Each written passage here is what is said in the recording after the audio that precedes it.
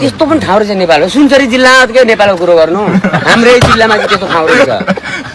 सुनसरी जिल्लामै 4 दिन बसेको माछा 4 वर्ष बसेर लाल निस्किन पाइँदैन होइन निर्वाचन त स्कुलबाट बाहिर निस्किन पाइँदैन राति पनि सबै वाल हेर्नु पर्यो बा बम फ्याल्दिन्छन् कि बा हान्छन् कि चिया दोकानमा गयो बोल्दाखेरि ठिक्क बोल्यो थपक खाएर निस्किहाल्नु पर्यो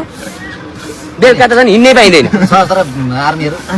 पनि थिए नि भएर के गर्नु त्यस्तो हाम्रो गाउँमा ल मासले उहाँ त आफ्नै ठाउँ जक्सन पऱ्यो के हुन्छ होला भनेको त उहाँ पुगेको त ब्रिफिङ सुनेर गाउँ हेर्दा त ला अफगानिस्तान र इरानमा आए जस्तो भइहाल्यो नि अब त पुरा अल्लाहका मन्दिर मात्रै छन् घर पनि त्यस्तै छ पाकिस्तानको जस्तो ठाउँ जस्तो होइन कहाँ फस्यो त लाग्यो नि यार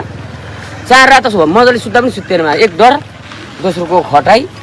त्यसो कुरो अब त्यही त हो नि समाज त्यही हुल कस्तो हुने अब निर्वाचन भन मेन गेटमा राख्थे फेरि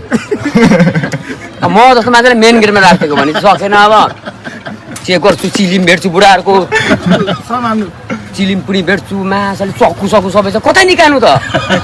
पुरा आँखा पुलेर चाहिँ माछा मोबाइल बाहिर राखेको के चेक गर्छस् भन्छ फेरि त्यही बुढो फेरि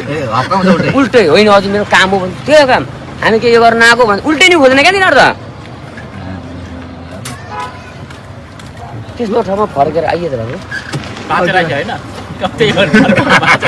साइकलले बिस्तारै हिँड्दै त माते गरेर चिया खान गएको ठ्यास्सा हान्दियो होइन मलाई नै हानो 2 जना गएको